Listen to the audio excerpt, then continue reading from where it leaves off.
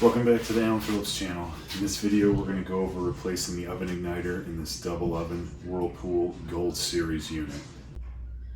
So you probably have a similar screen reading across your oven rapid preheating, and the oven is not actually doing anything. It's just going to show low forever. So the igniter itself is not heating up to allow the safety to trip so that the gas can come into the burner unit and ignite the oven. So this will stay on this screen forever until we fix the igniter. So in my particular model, the lower oven gets used 99% of the time, as opposed to the top one, which we would just use for keeping stuff warm. So my suspicion would lead me to believe that the lower one is the concern. So I've gone ahead already and removed the heat diffuser, these two, and the splatter shield that sits on top of it. The shield just slides to the side. Let's bring it in closer. So there's two screws here in the front and two mating screws in the back that hold this trim piece down. The splatter shield that's on top of the stack just slides to the side. That pops right out. And then there's a wing nut that holds these two heat deflector pieces on top of the burner tube itself, like so. So I've gone ahead and already removed these. And we're going to take the two racks out here.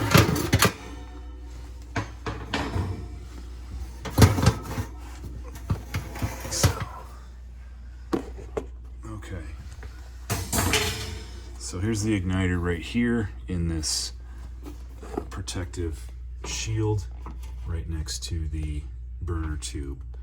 So in order to access that, we're going to take these two Phillips screws out of here, and then there's two in the back, and we're going to remove this trim piece.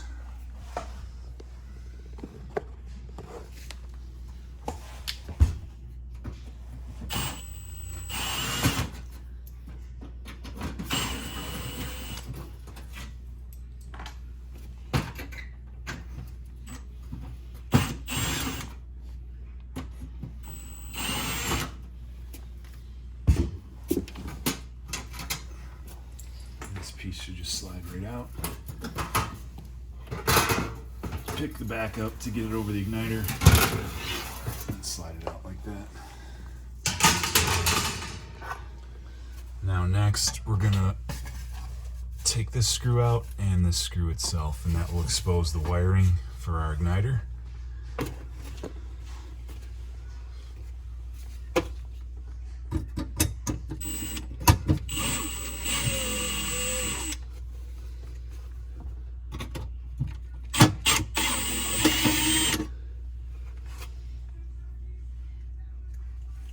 Both of those screws are the same, so you don't have to worry about mixing them up.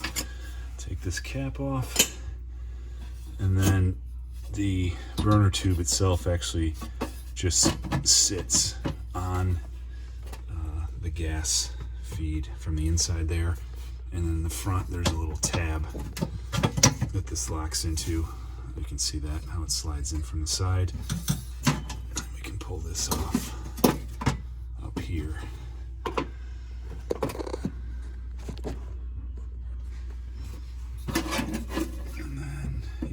These two screws off. These we're going to want to save so we can reinstall our new igniter.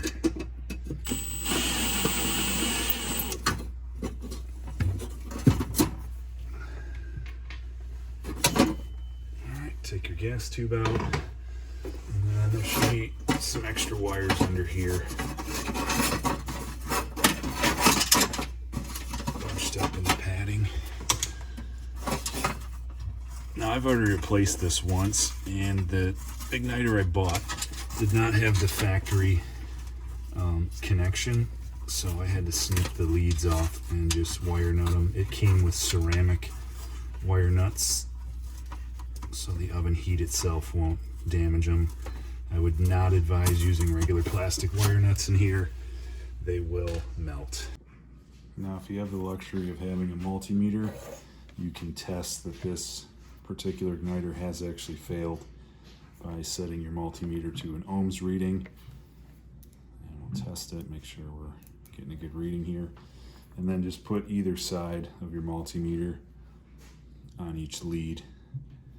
And you can see we're faulting out on the screen here. If I test the new one, we'll just touch each lead in the plug, and that is reading on the display. So new unit good, old unit bad.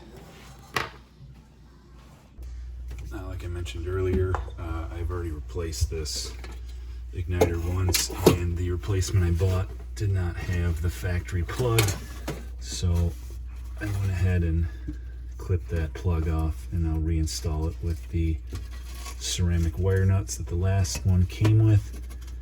It doesn't matter which end of the igniter goes to which wire coming out if you do have to reinstall with a kit that does not have the plug. Just make sure you get that wire nut nice and tight on there. Get a good connection.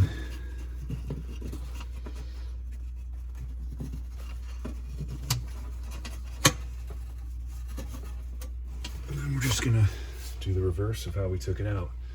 Get our igniter reattached to the burn tube.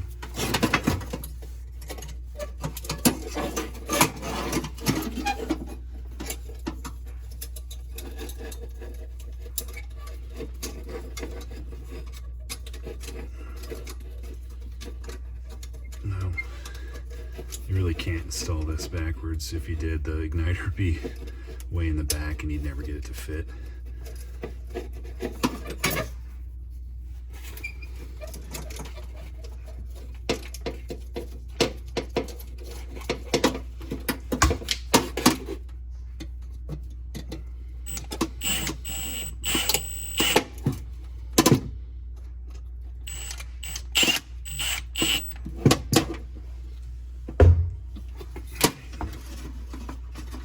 Wires back underneath and get them all out of the way.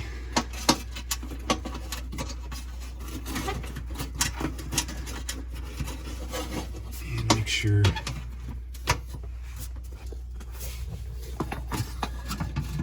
you get your tube all the way on there. You kind of gotta get the front lined up in that slot here in the front, and then kind of work them both together at the same time, and then it just stops once it's seated.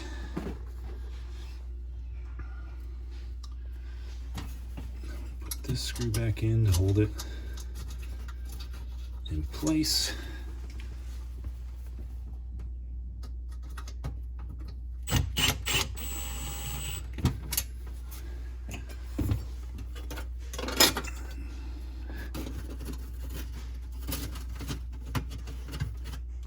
Cover plate back on.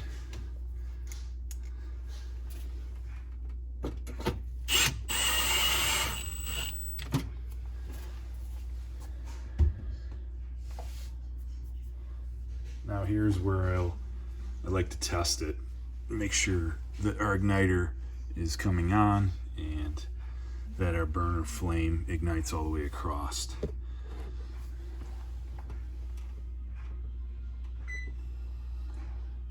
If we reset the cycle to bake, you should see our igniter heat up.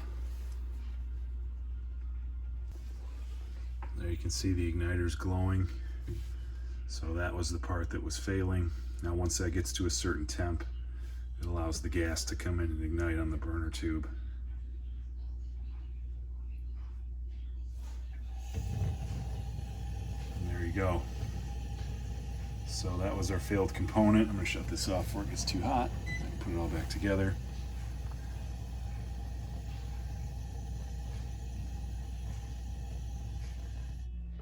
So that's normally what happens when your igniter fails, is it doesn't come up to that heat up cycle, and it just gets stuck in a perpetual safety loop that you're never going to get any gas to your oven. Now I'll Put our dust plate and our covers back on. That's got a little detent in the back so it fits over your igniter. And then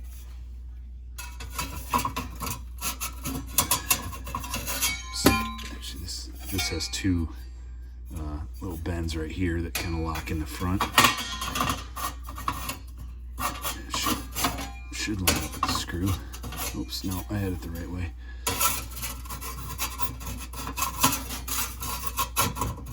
Comes in from the back side, so you can see how it lines up correctly on the back. If it was the other way, it'd hang off the front too far.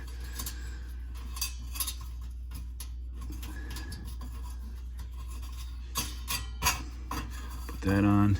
Definitely don't forget that. That helps divert your heat so your oven can heat evenly.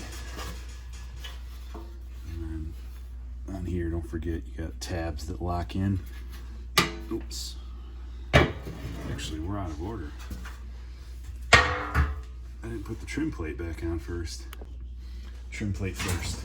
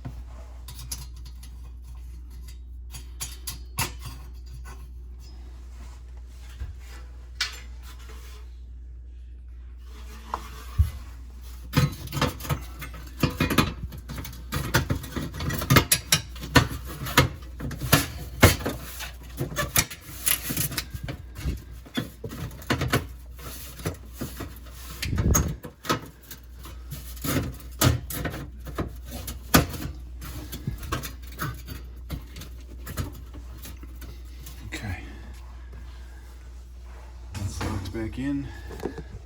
You put your oven racks back where they were. And that's all done. So now start the bake cycle like you used to before it broke. It should just hit the low baking screen and then your rapid preheat.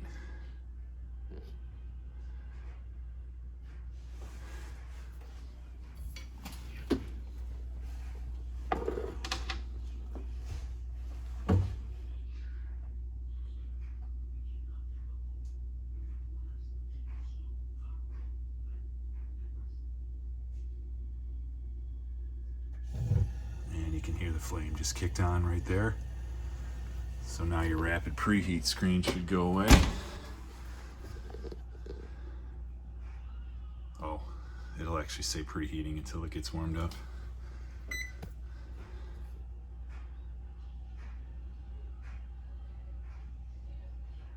But at least your oven's heating now, like it should be.